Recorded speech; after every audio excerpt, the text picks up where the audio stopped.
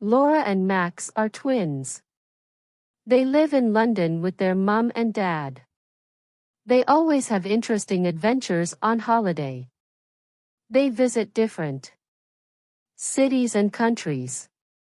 This summer they are going to stay in a small cottage in the country. The cottage is in a village called Stonecross, near Salisbury. Max and Laura aren't very happy. Boring, says Max. He looks at the map. The cottage is in the middle of a field. What can we do in the middle of a field? Why are we going there? Asks Laura. Their dad is very tired. He says he wants to relax and to sleep a lot. Their mum loves the country. She wants to walk and paint. It is a very beautiful part of England, she says, full of culture, tradition, mystery. Mystery, say Max and Laura together. Mystery. Okay, let's go. Chapter 2. Stonecross. The next day Uncle Stephen and Auntie Barbara arrive. They have lots of suitcases. This year the two families are going on holiday together. Mum drives her car. Dad sleeps. Dad always sleeps. Uncle Stephen and Auntie Barbara follow in their slow, old car. 2 hours later they arrive at Stonecross and find their cottage in the middle of a field. There are green hills, beautiful cottages, flowers, sheep and cows everywhere. It's lovely, say Max and Laura. It's perfect, say Mum and Auntie Barbara. Dad says nothing. He is sleeping in the car. What do you think, Stephen? Do you like it? Uncle Stephen doesn't answer. He is looking into the distance. His eyes are very black and strange. What's the matter, Stephen? Asks Auntie Barbara. Don't you like the cottage? Yes. It's wonderful, he says. Come on everyone. Let's take these suitcases inside. Wake up, Andrew. Dad wakes up. What? Oh, where are we? We're here at Stonecross. Come and help. We must take the suitcases into the cottage. They take the suitcases and go inside, but Uncle Stephen waits. He wants to talk to his wife. Barbara, I must tell you something, he says. His voice is very serious. This place. Yes, darling. This place is in my book. Do you remember? The book I am studying, about mysteries. But Stephen, that book is very old. It's full of strange codes and secret messages. Exactly. Don't you understand? This is the place where. Come on, Barbara. Come on, Stephen, shouts Mum from the cottage. We're coming, Uncle Stephen and Auntie Barbara answer. But when they walk to the cottage their faces are white. They look very worried. Chapter 3. Mr. Carter and Mrs. Black. The cottage is big. There are 4 bedrooms and 2 bathrooms upstairs. Downstairs there is a big kitchen, a living room and a study. Uncle Stephen wants to use the study. He must finish some work during the holiday. Uncle Stephen is a historian. What does Uncle Stephen do exactly? Laura asks. Her mother replies, he studies history. Max is confused. But I study history too, at school, but it's not my job. Yes, but Uncle Stephen writes books about history. He thinks about history. He tries to understand the things that no one understands. For example, asks Laura. Well, Mum replies, for example, the mystery of Stonehenge. So, what about Stonehenge? What is its mystery? No one really knows. Ask Uncle Stephen. Tomorrow we can go to see it. Suddenly there is a knock at the door. Mum opens it and an old man comes in. He has white hair and an angry face. My name's Carter, he says in an angry voice. I look after this cottage. Is everything okay? There is wood for the fire in the garden. There are sheets and pillows upstairs. If you have a problem, tell me. Have you got any problems? Now Mum remembers. Yes, Mr. Carter is the caretaker. He looks after the cottage when no one is staying in it. Thank you, Mr. Carter. It's very kind of you, but we have no problems. Mr. Carter wants a problem to solve, so he is not very happy. He goes to the door. Then he stops suddenly, turns around and looks at them. Mrs. Black is coming, he says. Mrs. Black is coming soon. Be careful. He opens the door and goes out. What? Asks Mum. Who is Mrs. Black? Asks Max. And why, be careful? Is she dangerous? Asks Auntie Barbara. Probably a witch from Stonehenge, says Laura. Everyone laughs. Don't talk about things you don't understand, says Uncle Stephen. There is another knock at the door. They all stop. There is silence in the room. Max opens the door. No one speaks. Hello everyone, says a happy voice. A woman comes into the cottage. She is quite old, fat, but she is pretty. She has blue eyes, silver earrings and a big pink face. Hello. My name's Mrs. Black. Mrs. Black is a housekeeper. She helps with the cooking and cleaning. When a family comes for a holiday in the cottage, she helps them. She lives in a different cottage in the village with her son. Mrs. Black is very nice and they start to relax. Later they eat a big dinner and then say goodbye to their new friend, the housekeeper. They are very tired and soon everyone is sleeping. Everyone but Uncle Stephen. He can't sleep because he is thinking about the book he is studying. Chapter 4. Laura and Max explore the village. On the morning Laura and Max decide to explore the small village of Stonecross. Bye. Have a nice time. Come home for lunch at 1 o'clock, says their mother. In the square there is a post office, a baker's, a greengrocer's, a newsagent's and some other small shops. Let's buy something to drink in this newsagent's, says Max. It's very hot. A woman is working in the shop. They say, "Good morning," and smile at the woman, but she does not smile at them. She looks at the twins with cold eyes. You two aren't from Stonecross. What do you want? The woman is not very friendly.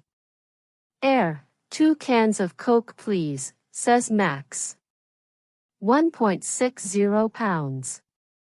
She gives them 2 cans of Coke and they give her the money. The woman's cold eyes do not change. Tourists don't usually come to Stonecross, she says. Her voice is cold too. It's not a good idea, remember that. Yes. Okay. Thank you.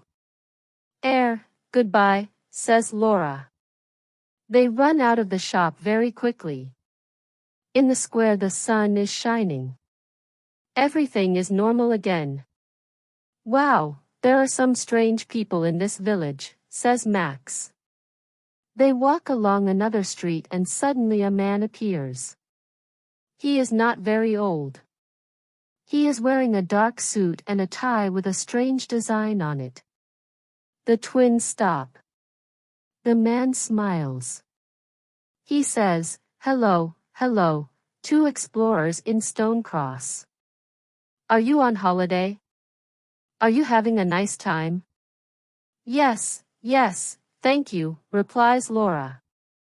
My name's Martin Knight. What are your names? Max and Laura Merrill, they say together. Sometimes twins understand what the other is thinking. Sometimes they speak together. Merrill. Is your father the famous historian, Stephen Merrill? No. He's our uncle, not our father.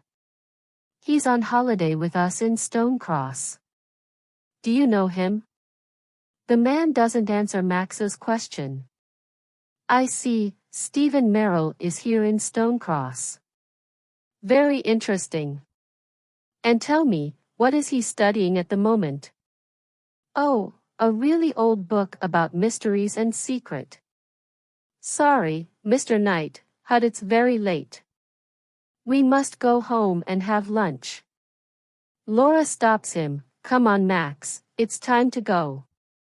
Can we meet tomorrow? Says Martin Knight. You can tell me about your uncle's old book. Okay, says Max. Come on, Max, says Laura, and the twins go back along the road. Sorry, Max, but I don't like that man, explains Laura. He wants to know about Uncle Stephen and his hooks. But Uncle Stephen is very famous.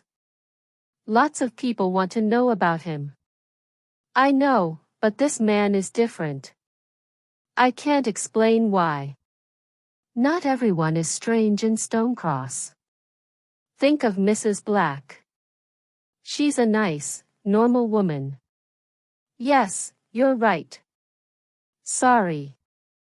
But now it's 1:45 and we must go home. Chapter 5. A visit to Stonehenge. When the twins get home, everyone is waiting for them. Mrs. Black is there too.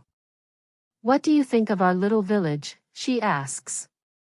The village is lovely, but some of the people are strange, replies Laura. Mrs. Black laughs. I know. Don't worry about the people. They don't see many tourists. Not many people come to Stonecross. Are you ready to go to Stonehenge this afternoon? Asks Auntie Barbara. Mrs. Black says, you're going to Stonehenge. It's nothing special. A circle of old stones. That's all. Stonehenge is near the village of Stonecross. They take the cars and in 20 minutes they are there. Laura suddenly shouts, Look, there it is. There it is. And down in the valley they see Mrs. Black's circle of old stones. It's spectacular, says Uncle Stephen. It's incredible, says Mum. It's magnificent, says Auntie Barbara. Wow, says Laura. It's not very big, says Max. Shut up, Max, says everyone. Andrew, what do you think? Do you like Stonehenge? Andrew. Dad doesn't answer. He is sleeping in the car. Andrew. Wake up now. This time Mom is very angry. Around the stones there is a fence. People can't touch them, but they can go very near and take photographs. Let's get an audio guide, suggests Mom. You listen and it tells you the story of Stonehenge. Everyone gets an audio guide and they start to walk around the enormous stone circle. Uncle Stephen walks in the opposite direction and looks at his old book of mysteries. He reads something and then looks at the stones. Then he walks away. He looks at the hills and the trees near the stones. 3 hills around the stones. Yes, it is a type of triangle, he says to himself. Then he looks at the stones again. Uncle Stephen is thinking. Half an hour later the others return. Stonehenge is fantastic, they say. but Uncle Stephen is not listening. He is reading his book again and looking at the stones and the hills around them. Time for something to drink, says Mum. They all walk to the small cafe near the tourist shop. Come on, Stephen. Are you coming with us? Finally, Uncle Stephen puts his book in his bag and follows the others. Chapter 6. A Thief. The family finally gets back to the cottage. Everyone is very happy, but they are also tired. The sun is shining and everything seems in perfect order. They park the cars and go to the cottage. That's strange, says Dad. I can't move the key. I can't open the door. Let's try the other door, Mum says. They walk to the small door at the back of the cottage. Suddenly everyone stops. The door is open. Impossible, says Laura, only Mrs. Black has got a key. Mum and Auntie Barbara scream. Thieves, they say. Inside the cottage there is chaos. The cupboards are empty, the drawers are open and things are on the floor. Our money, says Dad. My jewelry, says Mum. Uncle Stephen says, what's missing? We must phone the police. They look in all the rooms but nothing is missing. Look, our money is here. The thief doesn't want money, says Dad happily. And look, my jewelry is here. He doesn't want my diamond ring, says Mum. So why? What is interesting for a thief here, asks Max. Uncle Stephen's face is very serious. I think I know the answer to that question. This is what the thief wants, he says, and takes the hook of mysteries from his bag. That old book. But why, asks Max. I am studying the mystery of Stonehenge. Some people think that it is an ancient computer, Uncle Stephen explains. I don't understand, says Laura. Ancient people understand lots of things that we don't understand now. Things about the stars, about energy, mathematics and communication. We think that Stonehenge is an enormous computer. It connects information to other ancient computers round the world. Like the pyramids, says Laura excitedly. Exactly, perhaps these computers communicate with spacemen too. Wow, says Max. Uncle Stephen continues, my old book of mysteries has a secret code, but there is a symbol I don't understand. I want to understand the symbol because I want to understand Stonehenge. This computer can be very dangerous because bad people can use the information. We must protect the book. Do you understand? Yes, they all reply. Now, let's tidy the house. Everyone must keep their eyes and ears open. Yes, they all reply. The twins are tidying the house. Suddenly Laura stops and says, Max, look. What do you think this is? She gives her brother a small silver object. It is round with a triangle and a strange cross in the middle. It's got a pin at the back. It's a brooch. Yes, perhaps it belongs to the thief. Let's give it to Uncle Stephen. They tell their uncle the story and he looks at the small object. He puts it in his desk and his face is serious. He doesn't say anything. Max and Laura go into the living room. There's something strange about that object, Laura, says Max. I know that symbol. Yes, says Laura, me too. I recognize it, but where from? Chapter 7. A noisy night. At 7 o'clock Mrs. Black arrives. She helps cook the dinner and listens to the story. Terrible, she says, every summer there are thieves in Stonecross. They know there are lots of tourists, you see. But you say that tourists don't come here, answers Laura. Ah, yes, well, it depends. Some summers there are a lot, some summers there aren't a lot. Suddenly a telephone rings. It is Mrs. Black's mobile phone. Excuse me, she says and smiles at everyone. She goes to the hall and speaks in a soft voice, yes, yes. Okay. Don't worry. Everything's all right. I don't know. Perhaps tonight, perhaps tomorrow night. Okay, bye. My son, she explains, he's 27 and he doesn't know how to cook. Can you believe it? Mum laughs. I'm sure he prefers your wonderful cooking. Later that evening everyone is playing cards together. Mum is winning, she always wins. Mrs. Black says, who wants a nice cup of hot chocolate? During the evening and at night it is cold in the house. They say, yes please, Mrs. Black. But Laura says, no, thank you. The housekeeper seems offended. Why not? She asks angrily. Hot chocolate helps you sleep. I can sleep with no problems, thank you, replies Laura.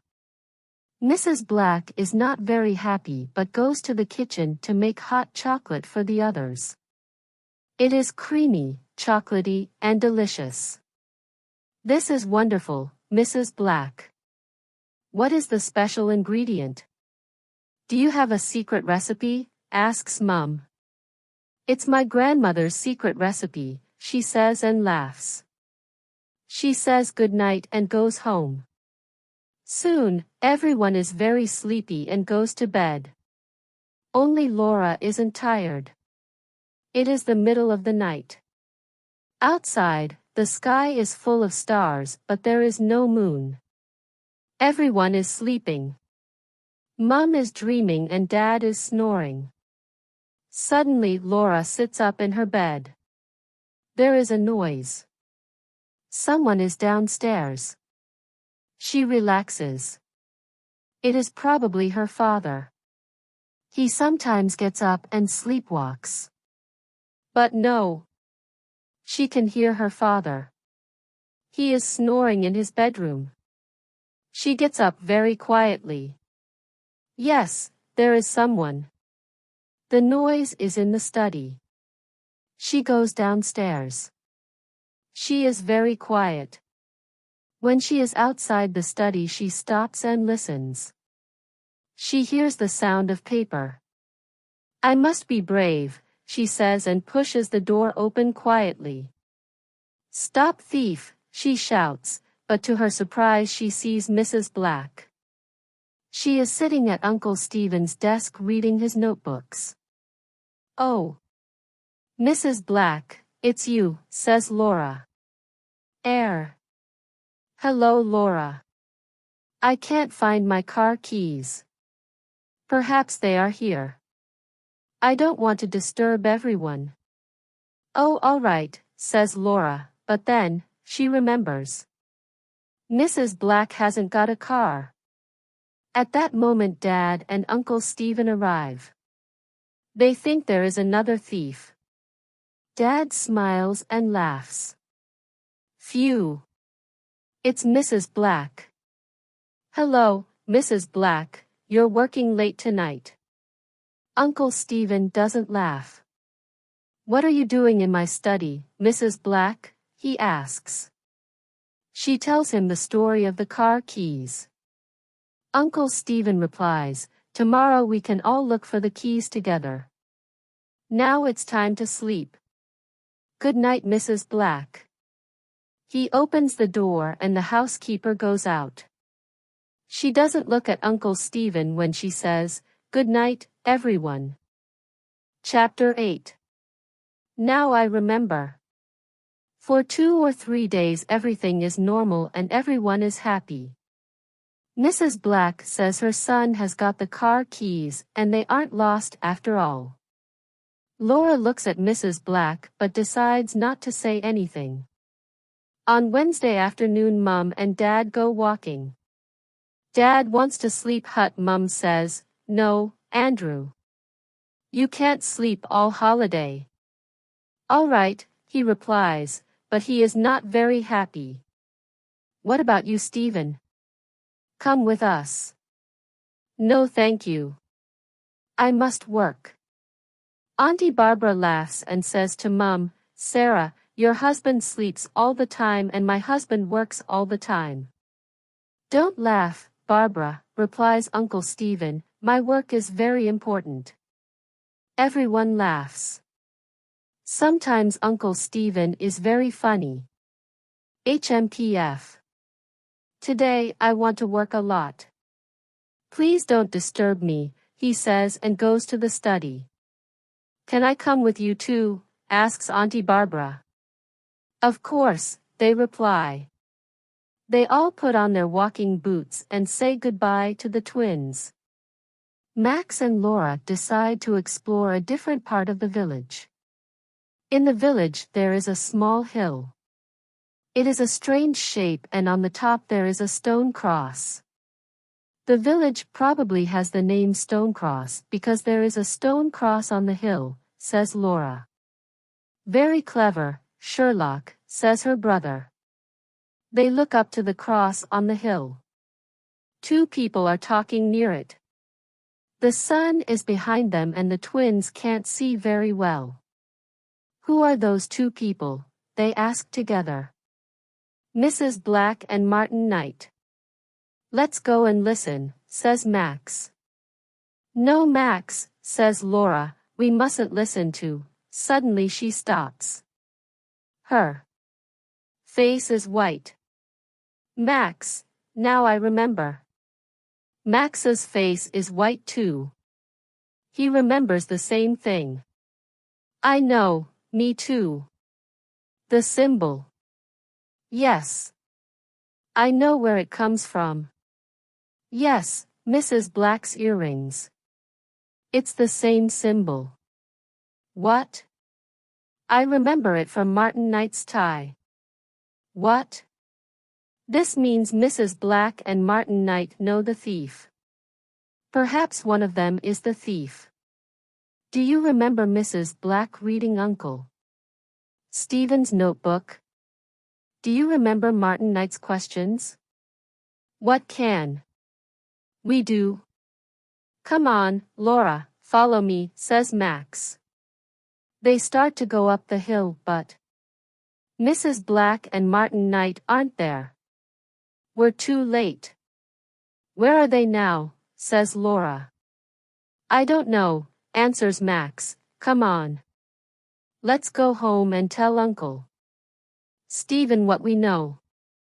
They start to walk home but on the hill two dark shadows are watching them from behind the stone cross. Chapter 9. Uncle Stephen understands. Uncle Stephen is happy. Finally he can work in peace. He makes a cup of tea and goes into his study. On his desk there is the old book of mysteries and the silver brooch with the strange symbol. He takes the brooch in his hand and looks at it. He knows it is part of the mystery. But how? The circle is similar to Stonehenge, the triangle is similar to the hills around it. But what does the cross mean? Uncle Stephen recognizes the symbol, but where from? He drinks some more tea. He thinks. He looks out of the window. From the window he can see the strange hill in the village and the strange stone cross on the top of it. Wait a minute, he thinks, the strange stone cross. He looks at the brooch. Yes, it's the same. He quickly turns to a page in his old book of mysteries. He reads something and shouts, "Yes! Now I understand. Now I understand. I must telephone Professor Johnson in London." He takes the phone and calls the number. Hello, Professor, it's Stephen. Meryl here. Listen, we must meet. Can I bring the book to you in London? It's not safe here.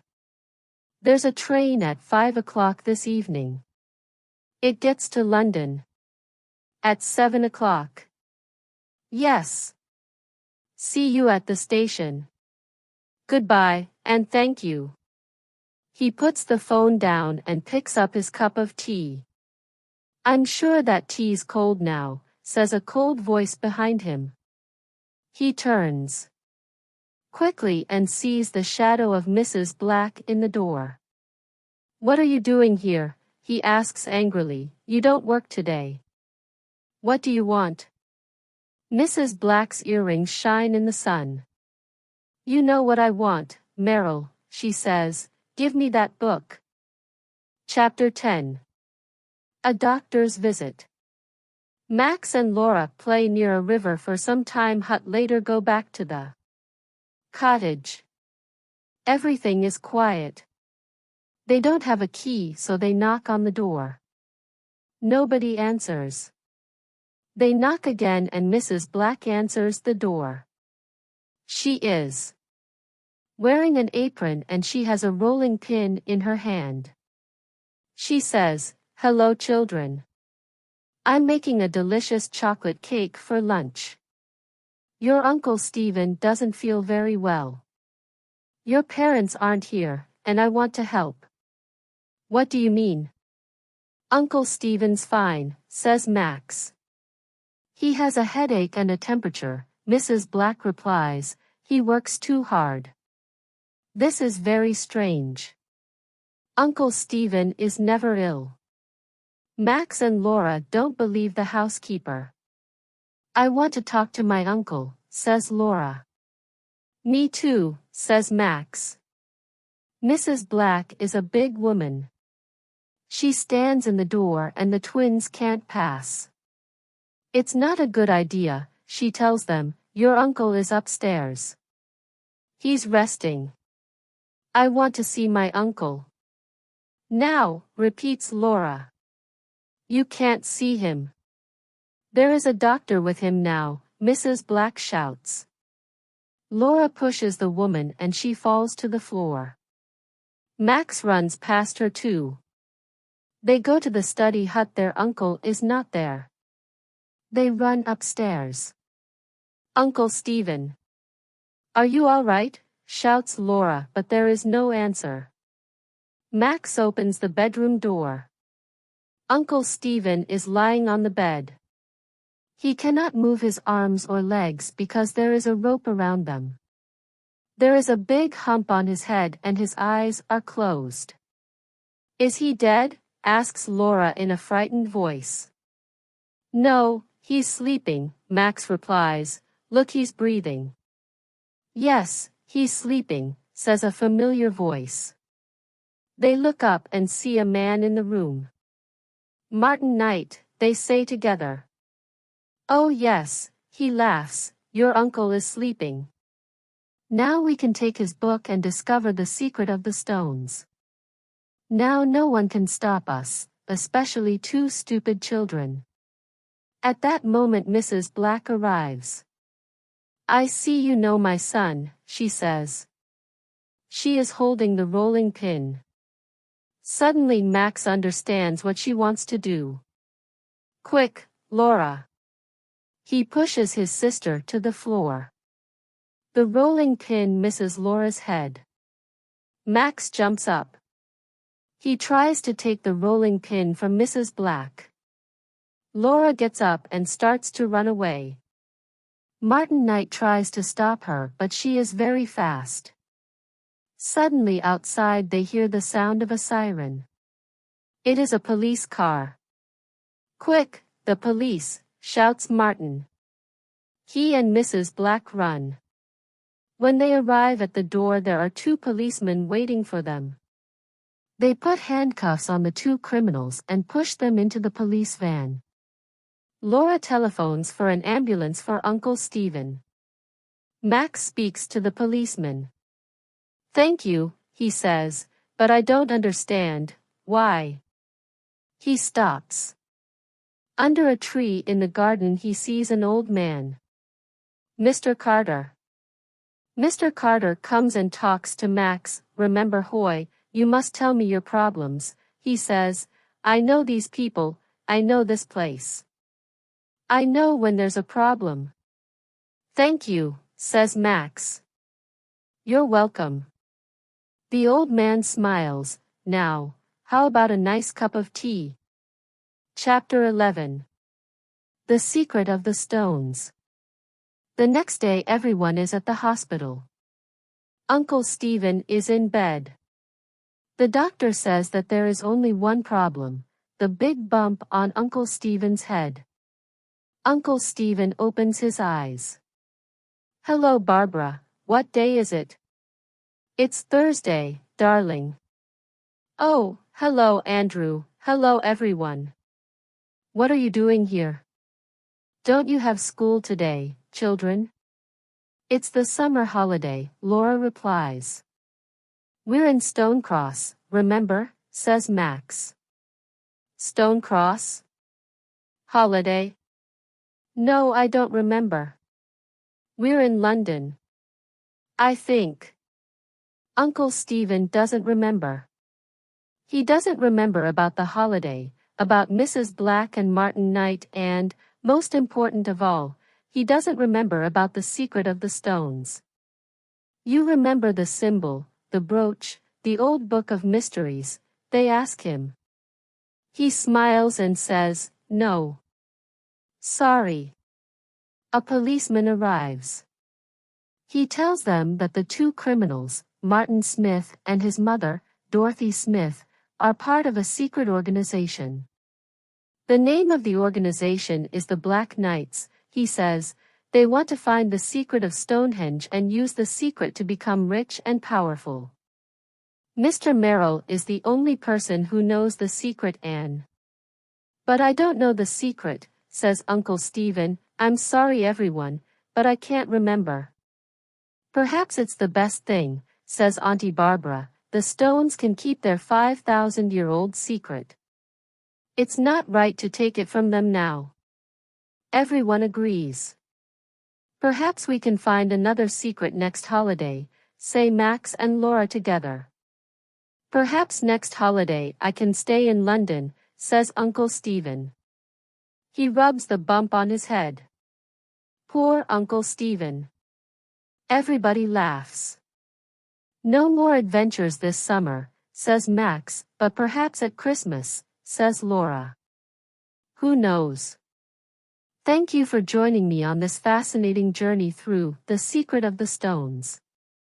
If this story inspired you, sparked your imagination, or taught you a valuable lesson, let me know in the comments. I'd love to hear your thoughts and interpretations. Make sure to like this video to support more engaging stories like this one. Don't forget to subscribe to the channel and turn on the notification bell so you never miss a new story or lesson. Share this video with friends or family who love intriguing tales and enjoy learning English through storytelling. Let's keep discovering, learning, and growing together, one story at a time.